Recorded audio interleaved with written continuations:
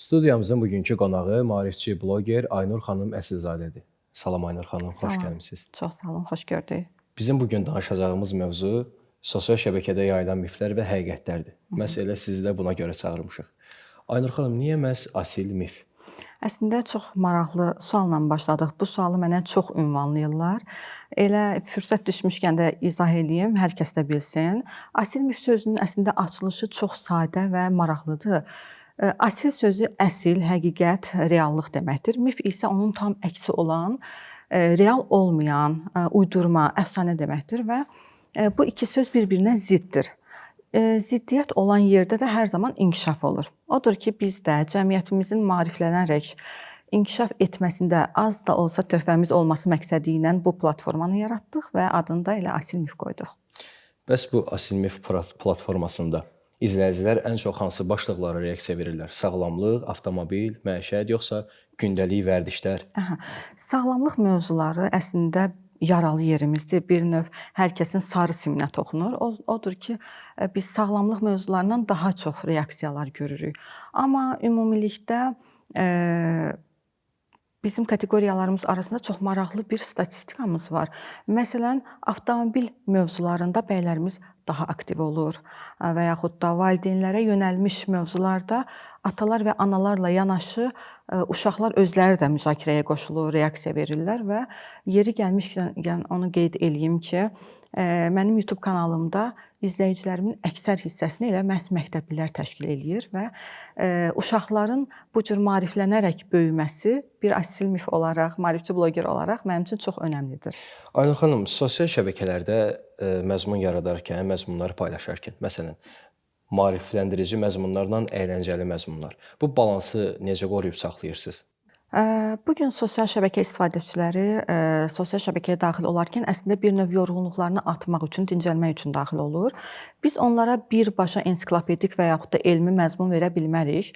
Bu onları daha çox yorar və izləməkdən vaz keçərlər, yəni izləməkdən imtina edərlər. Odur ki, bizim səhifəmizdə əslində balansı qorumuşuq.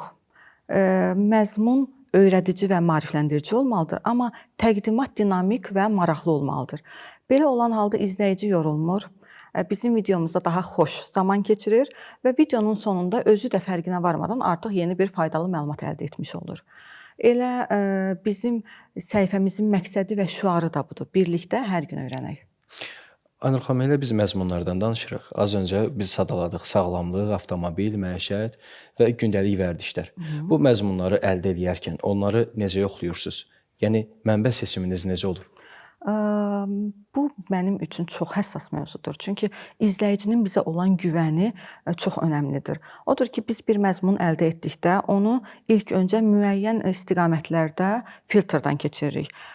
İlk növbədə beynəlxalq platformalara üz tuturuq. Məsələn, bura PubMed platforması və yaxud da PolitiFact, Snopes platformaları aiddir.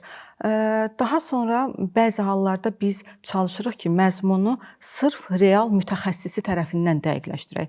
Məsələn, tibbi məzmunları ailə həkimlərimizdən dəqiqləşdiririk.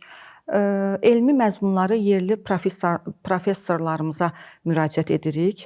Avtomobil haqqında məlumatları isə 45 illik maşın ustası olan atamın təcrübəsinə əsaslanırıq. Odur ki, biz bir nüans da çatdırım. Bəzi məzmunları isə biz özümüz təcrübə edirik. Məsələn, mənim səhifəmdə belə bir məzmun var. Avtomobil açarını başımıza yaxınlaşdırıb idarə işlətsək, avtomobilin qapılarını uzaqdan idarə edə bilərik. Bunu siz praktiki şəkildə edirsiniz? Bəli. Bunu mən özüm sosial şəbəkədə görəndə qəribə gəldi, amma öz maşınımızda edəndə həqiqiliyini gördüm və onu məzmun şəklində paylaşmışam artıq səhifəmdə var. Sizin sosial şəbəkədə artıq bu məzmunlarla bağlı 30 milyona yaxın izləyiciniz var. 30 milyon baxış. Bunun arxasında nə dayanır? Şans, alqoritm, yoxsa düzgün strategiya?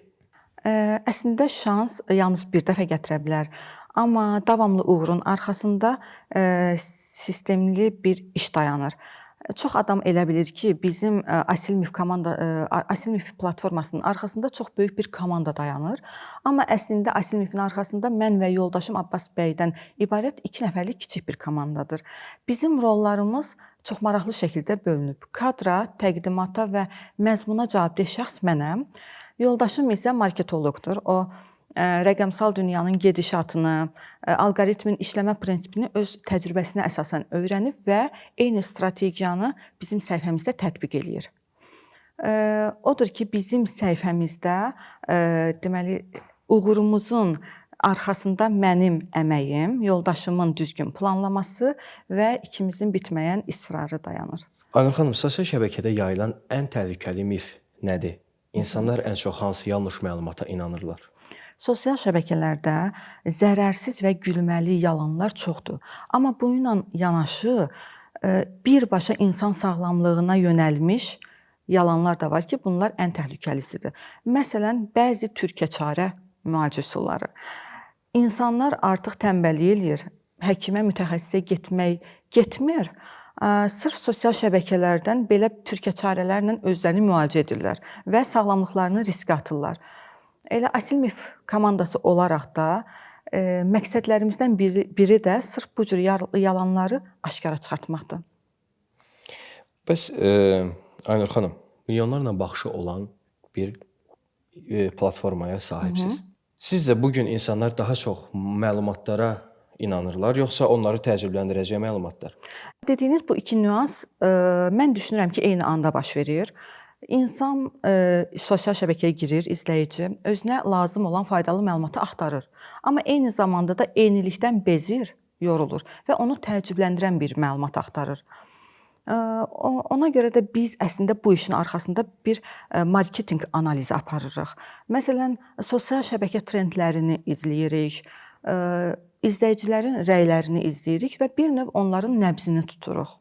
Daha sonra izləyicilərin qarşılaşdığı, onların doğru bildiyi, amma əslində kökündə yalan olan məlumatları bu analiz vasitəsilə aşkara çıxardırıq. Daha sonra izləyici bizim videolarımızdan öz ağlında olan sualların cavabını tapır. Eyni zamanda da elmi həqiqəti öyrəndikdən sonra yaxşı mənada təəccüblənirlər. Odur ki, səhifəmizin daim böyüməsində və bu qədər sevilməsinin arxasında, sevilməsinin sirri sırf bu marketinq strategiyasıdır. Aynur xanım, heç olub ki, sizi maarifləndirici məzmun hazırlayarkən bir məlumatın dəqiq olduğunu zənn eləmisiz. Siz bunun dəqiq olduğunu bilirsiniz.